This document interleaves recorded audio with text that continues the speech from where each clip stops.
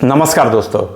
गलती होना एक सामान्य बात है, लेकिन गलती अगर एक राजा से होती है तो वो बिल्कुल ही सामान्य बात नहीं है, क्योंकि इसका असर आने वाले कई नस्लों पर पड़ता है।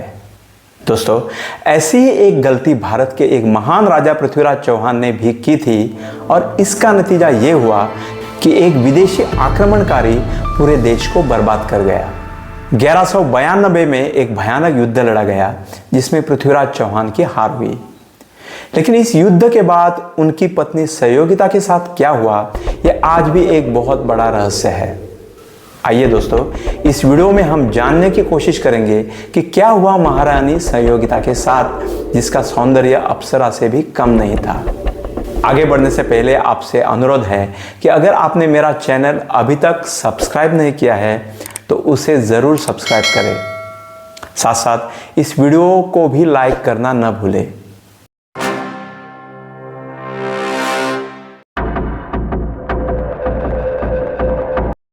बात है 1182 से 1190 के कालखंड की। उस समय भारत के उत्तरी भाग पर पृथ्वीराज चौहान महाराजा की तूती बोलती थी। इनका स्वामित्व राजस्थान से लेकर इंद्रप्रस्थ यानी दिल्ली तक था।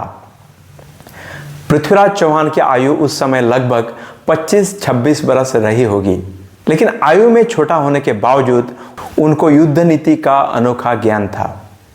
अपने राज्य का विस्तार करना उनका एक प्रमुख उद्देश्य था, इसलिए उन्होंने आसपास के राजाओं पर आक्रमण करना शुरू किया। 1982 में पृथ्वीराज ने जैजक भक्ति के महाराज परमदीन देव चंदेल को युद्ध में मात दी और उनके राज्य पर अपना प्रभुत्व स्थापित किया। लेकिन इसके परिणाम स्वरूप पृथ्वीराज चौहान की ढेर सारे अन्य राजाओं से दुश्मनी हुई। इनमें कन्नौज के राजा भी थे जिनका नाम था जयचंद।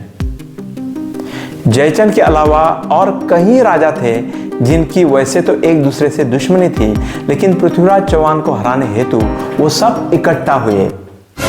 ये सब राजा पृथ्वीराज चौहान से नफरत करते थे, लेकिन इनमें से जयचंद राठौड़ पृथ्वीराज चौहान के कुछ ज्यादा ही नफरत करते थे। इस ज्यादा नफरत का कारण यह था कि जयचंद राठौड़ की एक सुंदर पुत्री थी जिसका नाम सहयोगिता था, जिसे संयुक्ता भी कहते थे। वो एक असाधारण सुंदर युवती थी जो महाराज पृथ्वीराज चौहान से बेपनाह मोहब्बत करती थी। ये वही पृथ्वीराज चौहान थे जिसको सहयोगिता के पिता अपना दुश्मन मानते थे।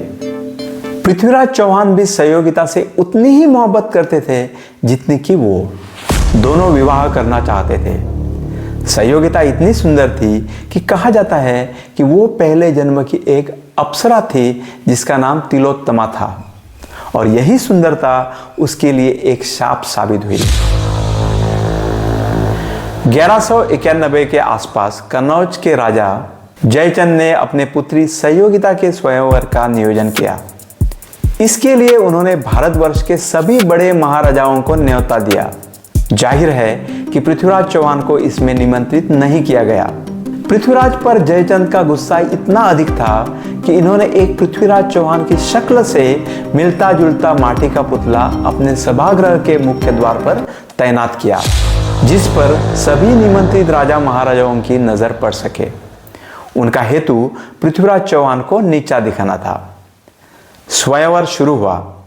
सहयोगिता फूलों की माला लेकर जब सभागृह के द्वार पर पहुंची तो उसने वो फूलों की माला पुतले के गले में पहनी। ये देखकर सब आश्चर्यचकित रह गए। तभी अचानक से उस पुतले के पीछे छुपे असली पृथ्वीराज चौहान प्रकट हुए। उन्होंने सहयोगिता का हाथ पकड़कर उनको अपने घोड़े पर बिठाया और सब लोगों के आंखों के सामने सहयोगिता को लेकर वो अपने देश दिल्ली पहुंचे, जहां उन्होंने सहयोगिता से विवाह रचाया। भरी सभा में जयचंद राजा की इज्जत नीलाम हो चुकी थी। उनका क्रोध इस कदर बढ़ गया था कि वो अब किसी भी हालत में पृथ्वीराज चौहान का अंत देखना चाहते थे, लेकिन पृथ्वीराज चौहान को हराना नामुमकिन सी बात थी। इसलिए राजा जयचंद और अन्य राजा जो सब पृथ्वीराज चौहान के दुश्मन थे, उन्होंने मोहम्मद घौरी को पृथ्वीराज चौहान पर आक्रमण करने के लिए प्रोत्साहित किया। दोस्तों, कौन था ये मोहम्मद घौरी? मोहम्मद घौरी अफगानिस्तान के घूर प्रांत का आक्रमणकारी था। उसके सैन्य में एक से बढ़कर एक तुर्क योद्धा थे। इन्होंने पृथ्वीराज चौहान के एक इलाके पर आक्रमण करके वहां अपनी सत्ता स्थापित की। जब पृथ्वीराज चौहान को इसकी भनक लगी तो इन्होंने मोहम्मद घौरी पर तुरंत धावा बोल दिया। 1191 में तराइन के युद्ध भूमि पर इन दोनों की सेना एक दूसरे से भिड़ी। पृथ्वीराज चौहान के पास एक से बढ़कर एक योद्धा थे, जिनकी बदौलत कुछ ही समय में पृथ्वीराज चौहान ने दुश्मन के सैनिकों का सफाया किया। और तो और डरा हुआ मोहम्मद घौरी उधर से भाग निकला। पृथ्वीराज चौहान युद्ध तो जीत गए थे, लेकिन अगर वो थोड़ी कोशिश करते तो वो मोहम्मद घौरी को पकड़ सकते थे।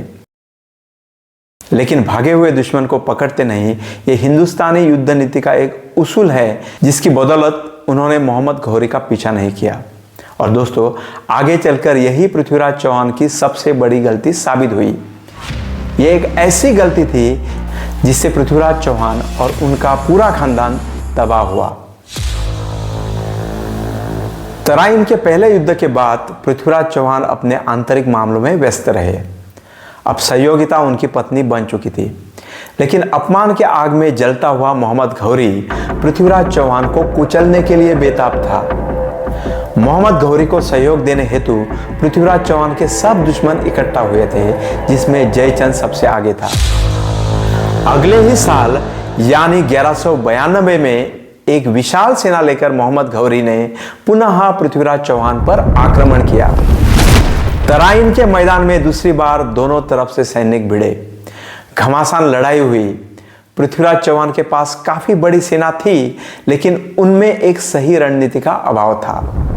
विपरीत इसके मोहम्मद घौरी इस बार काफी अच्छी प्लानिंग करके आया था। इस बार उसने सरप्राइज अटैक की युद्ध नीति अपनाई। साथ साथ घौरी के तुर्की सैनिक रात में लड़ने को माहिर थे। इसका परिणाम यह हुआ, तराइन के दूसरे युद्ध में पृथ्वीराज चौहान की हार हुई। पृथ्वीराज वहां से भाग निकला, लेकिन मोहम्मद घौरी ने उसका पीछा किया और उसको पकड़ लिया। कुछ ही समय पश्चात पृथ्वीराज चौहान को मौत के घाट उतारा गया। पृथ्वीराज चौहान का कत्ल करके मोहम्मद घौरी की सेना ने सहयोगिता और अन्य सारे लोगों को बंदी बना लिया। सहयोगिता बहुत सुंदर थी और बहसी मोहम्मद घौरी का उस पर दिल आया था। लेकिन पृथ्वीराज चौहान के मौत के बाद सहयोगिता के साथ क्या हुआ, यह अभी भी एक बहुत बड़ी गुत्थी है। कुछ इतिहासकार, जिसमें लैन पूल नामक एक यूरोपियन इतिहासकार भी शामिल है, जो कहते हैं कि सहयोगिता का हरण करके उसके साथ मोहम्मद घौरी ने कुकर्म किया और इसके बाद उन्होंने अपने सैनिकों को भी सहयोगिता के साथ कुकर्म करने का आदेश दिया। उसके बाद सहयोगिता की बहुत ही निर्ममपूर्ण हत्या की गई। लेकिन विपरीत इसके कुछ इतिहासकार ये मानते हैं कि सहयोगिता और राजमहल के अन्य लोगों को जब पृथ्वीराज चौहान की मौत की भनक लगी, तब किले में मौजूद सभी पुरुष इकट्ठा हुए। उन्होंने दोनों हाथों में तलवारें ली और गेरुए वस्त्र पहने के वो मोहम्मद घौरी की सेना पर टूट पड़े, जहां वो वीर गति को प्राप्त हुए। साथ साथ अजमेर किले में मौजूद सब बच्चे, बूढ़े और औरतें, जिसमें सहयोगिता भी शामिल थी, गेरुए वस्त्र पहने किले में मौजूद एक कुएं के पास इकट्ठा हुए। कुएं की निचली जगह पर बहुत बड़ी आग लगा दी गई। इस आग में स्वयं सहयोगिता, महारानियां, बच्चे और अन्य औरतें कूदकर आग के स्वाधीन हो गई। उन्होंने जौहर किया। उनकी सिर्फ राग मोहम्मद घौरी को नसीब हुई। कुछ सोर्सेस के अनुसार सहयोगिता अपने पति के निधन के बाद सती हो गई।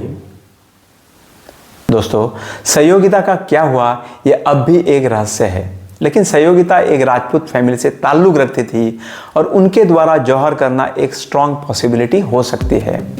चंद बरदाई द्वारा लिखित किताब पृथ्वीराज रासो और कवि जैनक लिखित पृथ्वीराज विजय नामक कविता पृथ्वीराज चौहान और सहयोगिता के जीवन पर पर्याप्त प्रकाश डालते हैं। लेकिन कुछ इतिहासकार फिर भी सहयोगिता के अस्तित्व के बारे में डाउटफुल है। खैर दोस्तों, अपनी एक भूल के कारण पृथ्वीराज चौहान जैसे महान वीर धाराशायी हुए और उनके परिवार का नामो निशान मिट गया। पृथ्वीराज चौहान अगर मोहम्मद घौरी को फिर से तराइन के युद्ध में हराते तो शायद भारतवर्ष का इतिहास कुछ और ही होता। दोस्तों, आपके कमेंट्स का इंतजार रहेगा। बहुत बहुत धन्यवाद।